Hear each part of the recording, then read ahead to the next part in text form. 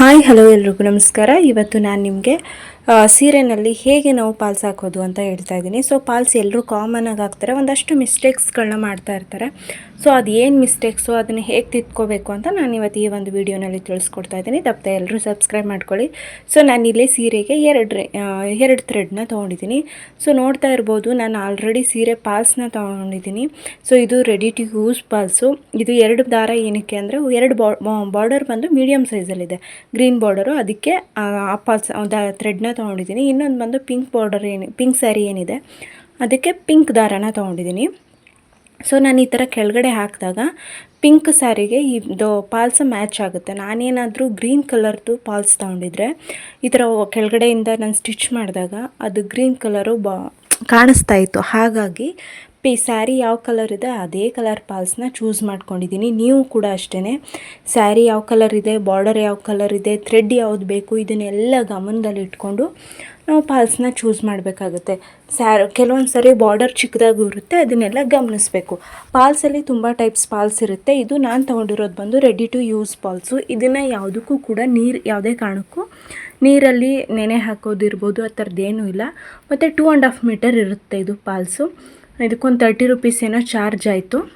ಕೆಲವೊಂದು ಕಡೆ 15 ರೂಪೀಸ್ ಇರುತ್ತೆ. ಅದು ನೀರಲ್ಲಿ ಹಾಕಿ ಒಂದು 10 ನಿಮಿಷ 5 ನಿಮಿಷ ನೆನೆ ಹಾಕಿ, ಅದಾದಮೇಲೆ ಸ್ವಲ್ಪ ಬಿಸಿಲಿಗೆ ಹಾಕಿ ಒಣಗಿದ್ಮೇಲೆ ಐರನ್ ಮಾಡಿ ಹಾಕಬೇಕು. ಆ ಥರದ್ದು ಇರುತ್ತೆ. ಈ ಥರದ್ದು ನಿಮ್ಗೆ ಯಾವ್ದು ಅನುಕೂಲ ಆಗುತ್ತೆ ಅದನ್ನು ತೊಗೊಳ್ಳಿ. ಆಲ್ಮೋಸ್ಟ್ ರೆಡಿ ಟು ಯೂಸ್ ಈ ಥರದ್ದು ತೊಗೊಂಡ್ರೆ ಬೆಸ್ಟ್ ಅಂತ ಅನ್ಕೋತೀನಿ. ಸೊ ಇವಾಗ ಇಲ್ಲಿ ನೋಡ್ತಾ ಇರ್ಬೋದು, ಪಾಲ್ಸ್ ಯಾವ ಕಲರ್ ಇದೆ, ಸ್ಯಾರಿ ಯಾವ ಕಲರ್ ಇದೆ, ಬಾರ್ಡರ್ ಯಾವ ಕಲರ್ ಇದೆ, ಇದನ್ನೆಲ್ಲ ತಲೆಯಲ್ಲಿ ಇಟ್ಕೊಂಡು ನಾವು ಪಾಲ್ಸ್ನ ತೊಗೋಬೇಕಾಗುತ್ತೆ. ಜೊತೆಗೆ thread main important. Falls border ಯಾವ ಕಲರ್ ಇದೆ ಅದೆಲ್ಲ ಥ್ರೆಡ್ಗಳನ್ನ ಗಮನ ಇಟ್ಟು ತೊಗೋಬೇಕು. ಇವಾಗ ಪಾಲ್ಸ್ನ ಎಲ್ಲಿಂದ ಹಚ್ಚಬೇಕು, ಹೇಗೆ ಹಚ್ಚಬೇಕು ಅಂತ ತಿಳಿಸ್ಕೊಡ್ತೀನಿ. ಸೊ ನೋಡಿ, ನಾನು ಸೀರೆಯ ಒಂದು ಸೈಡ್ ಓಪನ್ ಅಂದರೆ ಸೆರಗಿನ ಪೋರ್ಷನ್ ಬಿಟ್ಟು ಇನ್ನೊಂದು ಸೈಡ್ ಇರುತ್ತಲ್ಲ ಅದನ್ನು ತೊಗೊಂಡಿದ್ದೀನಿ. ಅದರಲ್ಲಿ ಕೆಳಗಡೆ ಪೋರ್ಷನಲ್ಲಿ 2.5 ಗೇಣಷ್ಟು ಬಿಟ್ಟು, ನಿಮ್ಮ ಕೈ ಅಳತೆ ಆದರೆ 2 ಗೇಣು ಅಂತ ತೊಗೊಳ್ಳಿ. ಯಾಕಂದರೆ ಕೈ ಅಳತೆಯಲ್ಲಿ ಒಬ್ರದ್ದು ದೊಡ್ಡದು ಚಿಕ್ಕದು ಕೈ ಇರುತ್ತೆ. ಹಾಗಾಗಿ ಬಟ್ ಟೇಪಿಂದ ಮೆಜರ್ಮೆಂಟ್ ತೊಗೊಂಡ್ರೆ 20 ಇಂಚಸ್ ಅಂತ ತೊಗೊಂಡು ಈ ಥರ ಸೀರೆ ಪಾಲ್ಸ್ನ ಒಂದು 1/4 ಇಂಚಷ್ಟು ಫೋಲ್ಡ್ ಮಾಡಿ ಮಾರ್ಕಿಂಗ್ಗೆ ಇಟ್ಕೋಬೇಕು. ಕಾಣಿಸ್ತಾ ಇದೆ ಅಲ್ವಾ? ಸೇಮ್ ಹೀಗೇ ಈ ಥರ ಇಟ್ಕೋಬೇಕಾದ್ರೂ ಅಷ್ಟೇ. ಪಾಲ್ಸು ಉಲ್ಟಾ ಸೈಡ್ ಯಾವುದು, ಸೀದಾ ಸೈಡ್ ಯಾವುದು, ಇದನ್ನೆಲ್ಲ ತಲೆಯಲ್ಲಿ ನೋಡಿಕೊಂಡು ಇಟ್ಕೋಬೇಕಾಗುತ್ತೆ. ಈ ಥರ ಇಟ್ಕೊಂಡು ಪಾಲ್ಸು ಕೆಳಗಡೆ ಬರಬಾರ್ದು, ಸೀರೆಯಿಂದ ಕೆಳಗಡೆಗೆ ಬರಬಾರ್ದು, ಹಾಗೆ ಸೀರೆಯಿಂದ ಮೇಲ್ಗಡೆ ಕೂಡ ಹೋಗಬಾರ್ದು. ಕರೆಕ್ಟಾಗಿ ಬಾರ್ಡ್ರಿಗೆ ಅಟ್ಯಾಚ್ ಆಗೋದು. ಅಸಾಧ್ಯ ಆದರೆ ಐರನ್ ಮಾಡ್ಕೊಳ್ಳಿ. ಪ್ರಾಕ್ಟೀಸ್ ಇಲ್ಲ, ಬಿಗಿನರ್ಸ್ ಇದ್ದೀವಿ ನಾವು ಅಂದರೆ ಐರನ್ ಕೂಡ ಮಾಡ್ಕೋಬೋದು. ಗುಂಡು ಸೂಜಿಗಳನ್ನ ಈ ಥರ ಇಟ್ಕೊಂಡು ಐರನ್ ಮಾಡ್ಕೋಬೋದು. ನಿಧಾನವಾಗಿ ಸೀರೆ ಹತ್ರ ಇಟ್ಕೊಂಡು ನಿಧಾನವಾಗಿ ಸ್ಟಿಚ್ ಹಾಕೋತಾ ಬನ್ನಿ. ಒಂದು ಸ್ವಲ್ಪ ದೂರ ಸ್ಟಿಚ್ ಆದಮೇಲೆ ಆಟೋಮೆಟಿಕ್ಕಾಗಿ ಪಾಲ್ಸ್ ಕರೆಕ್ಟಾಗಿ ಕೂತ್ಕೊಂಡು ಬಿಡುತ್ತೆ. ಒಂದು ಸ್ವಲ್ಪ ದೂರ ಒಂದು 10 ಇಂಚಷ್ಟು ಸ್ಟಿಚಸ್ ಆದಮೇಲೆ ಇಷ್ಟಾದಮೇಲೆ ಪಾಲ್ಸ್ ಕರೆಕ್ಟಾಗಿ ಕೂತ್ಕೊಳ್ಳುತ್ತೆ. ಆವಾಗ ನೀವು ಹಾಕೋಬೋದು. ನೋಡ್ತಾ ಇದ್ದೆ ಇಲ್ವಾ?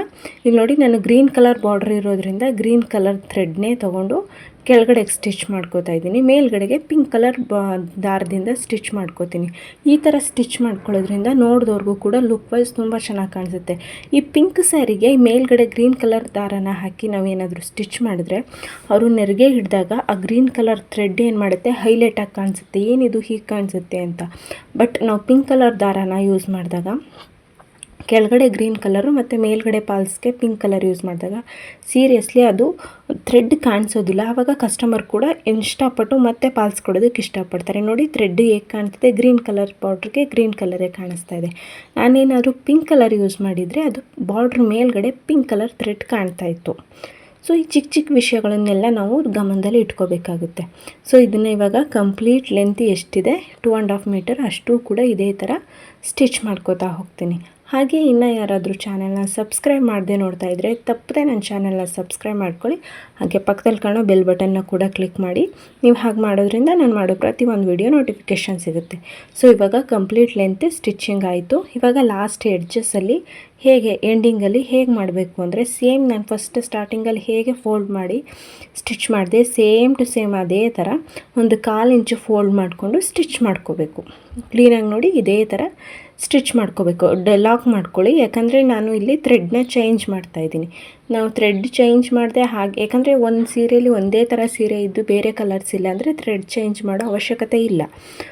ಈ ಥರ ಎರಡೆರಡು ಕಲರ್ ಸ್ಯಾರಿ ಥರದ್ದಿದ್ದರೆ ಚೇಂಜ್ ಮಾಡ್ಕೋಬೋದು. ಇಲ್ಲಿ ನೋಡಿ, ಇವಾಗ ಗ್ರೀನ್ ಕಲರ್ ಸ್ಯಾರಿ ಬಾರ್ಡ್ರಿಗೆ ಗ್ರೀನ್ ಕಲರ್ ಥ್ರೆಡ್ಡಿಂದ ಹಾಕಿರೋದ್ರಿಂದ ಕರೆಕ್ಟಾಗಿ ಕಾಣುತ್ತೆ. ಇವಾಗ ನಾನು ಥ್ರೆಡ್ ಚೇಂಜ್ ಮಾಡ್ಕೋತೀನಿ. ಸೊ ಪಿಂಕ್ ಕಲರ್ ಏನು ಕಲರ್ ಇದೆ ಆ ಕಲರಲ್ಲಿ ಥ್ರೆಡ್ ಹಾಕ್ಕೋತೀನಿ. ಇವಾಗ ಥ್ರೆಡ್ ಚೇಂಜ್ ಮಾಡ್ಕೊಂಡ ತಕ್ಷಣ ಆವಾಗ ಹಾಕಿದ್ಮೇಲೆ ಆವಾಗ ಎಷ್ಟು ಲುಕ್ ವೈಸ್ ಕಾಣಿಸುತ್ತೆ ಅಂತ ಗೊತ್ತಾಗುತ್ತೆ ನಿಮಗೆ. ಇದರಿಂದನೇ ಥ್ರೆಡ್ ಯಾಕೆ ಚೇಂಜ್ ಮಾಡ್ಕೋಬೇಕು ಅನ್ನೋದೆಲ್ಲ ಸಣ್ಣ ಪುಟ್ಟ ವಿಚಾರಗಳು ಗೊತ್ತಾಗುತ್ತೆ. ಸೊ ಥ್ರೆಡ್ ಚೇಂಜ್ ಮಾಡ್ಕೊಂಡಿದ್ದಾಯಿತು. ಇವಾಗ ನೋಡಿ, ಇಲ್ಲಿ ಫಸ್ಟ್ ಸ್ಟಿಚ್ ಹಾಕ್ಕೊಂಡು ಬಿಡ್ತೀನಿ. ಪಿಂಕ್ ಕಲರ್ ಏನು ಥ್ರೆಡ್ ಇದೆ ಅದೇ ಥ್ರೆಡ್ಡಲ್ಲಿ ಕ್ಲೀನಾಗಿ ಫಸ್ಟು ಗ್ರೀನ್ ಕಲರ್ ಸ್ಟಿಚ್ ಹಾಕಿ ಖಾಲಿ ಬಿಟ್ಟಿದ್ನಲ್ಲ ಆ ಜಾಗದಲ್ಲಿ ಸ್ಟಿಚ್ ಹಾಕ್ಕೊಂಡು ಬಿಡ್ತೀನಿ.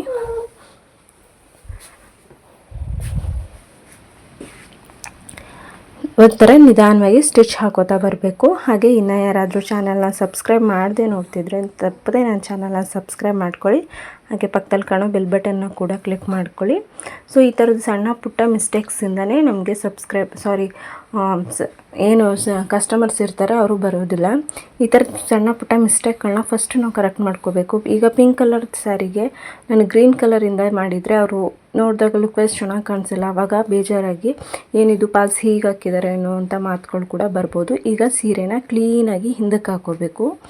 ಈ ಥರ ನೋಡಿ, ಕಂಪ್ಲೀಟಾಗಿ ನಿಧಾನವಾಗಿ ಹಾಕ್ತಾ ಬರಬೇಕು. ಗಡಿಬಿಡಿ ಮಾಡ್ಕೊಳ್ಳೋದು ಬೇಡ, ಆರಾಮ್ಸೆ ಹಾಕೋಬೋದು. ಹಾಕ್ಕೊಂಡು ಸ್ವಲ್ಪ ಸೀರೆನ ಸರಿ ಮಾಡ್ಕೋಬೇಕು. ನಾವು ಈ ಥರ ಸೀರೆನ ಸರಿ ಮಾಡ್ಕೊಳ್ದೆ ಹರೆ ಬರೆಯಲ್ಲಿ ಹಾಕ್ಬಿಟ್ರೆ ನರಿಗೆಗಳು ಬರೋ ಚಾನ್ಸಸ್ ತುಂಬಾ ಇರುತ್ತೆ. ಜೊತೆಗೆ ಪಾಲ್ಸ್ ಕೂಡ ಕ್ಲೀನಾಗಿ ಕೂತ್ಕೊಳ್ಳೋದಿಲ್ಲ. ಸರಿನಾ? ನೀವಿಲ್ಲಿ ದೊಡ್ಡ ಸ್ಟಿಚ್ನ ಬೇಕಾದರೂ ಹಾಕ್ಕೊಂಡು ಅದಾದಮೇಲೆ ಹೆಮ್ಮಿಂಗ್ ಮಾಡ್ತೀನಿ ಅಂದರೂ ಹೆಮ್ಮಿಂಗ್ ಕೂಡ ಮಾಡ್ಕೋಬಹುದು.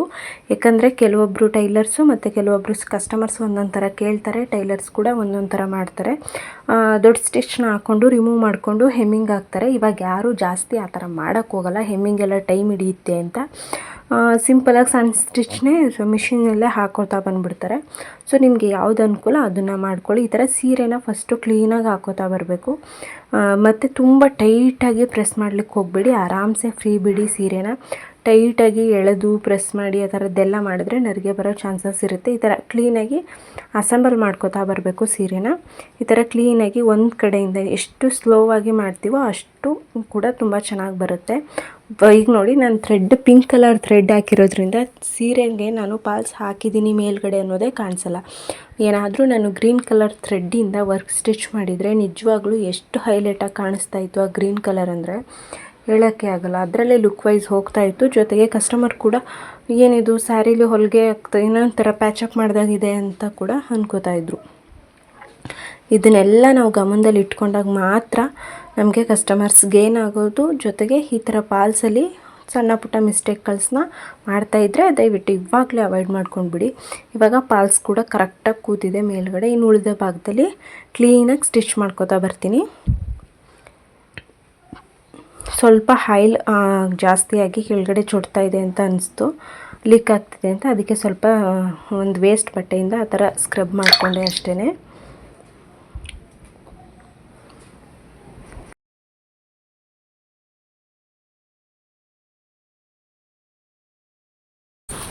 ಸೊ ಈ ಥರ ಲಾಸ್ಟ್ ಎಂಡಿಂಗ್ ಏನು ಬರುತ್ತೆ ಆ ಕಡೆ ಸೈಡ್ ಏನು ತೋರಿಸ್ತೆ ಸೇಮ್ ಟು ಸೇಮ್ ಇಲ್ಲೂ ಕೂಡ ಅಷ್ಟೇ ಒಂದು 1/4 ಇಂಚು ಫೋಲ್ಡ್ ಮಾಡಿ ಕ್ಲೀನಾಗಿ ಸ್ಟಿಚ್ ಹಾಕ್ಕೋಬೇಕು. ಸ್ಲೋವಾಗಿ ಸ್ಟಿಚ್ ಹಾಕ್ಕೊಳ್ಳಿ. ಗಡಿಬಿಡಿ ಮಾಡಿಕೊಂಡು ಹರೆ ಬರೆಯಲ್ಲಿ ಮಾಡ್ಕೋತು ಅಂತಂದರೆ ಸೀರೆ ಏನು ನರಿಗೆಗಳು ಫ್ರಿಲ್ ಆಗುತ್ತೆ ಮೇಲ್ಗಡೆ. ಸೊ ಈ ಥರ 1/4 ಇಂಚು ಫೋಲ್ಡ್ ಮಾಡಿ ಸ್ಟಿಚ್ ಹಾಕ್ಕೋಬೋದು.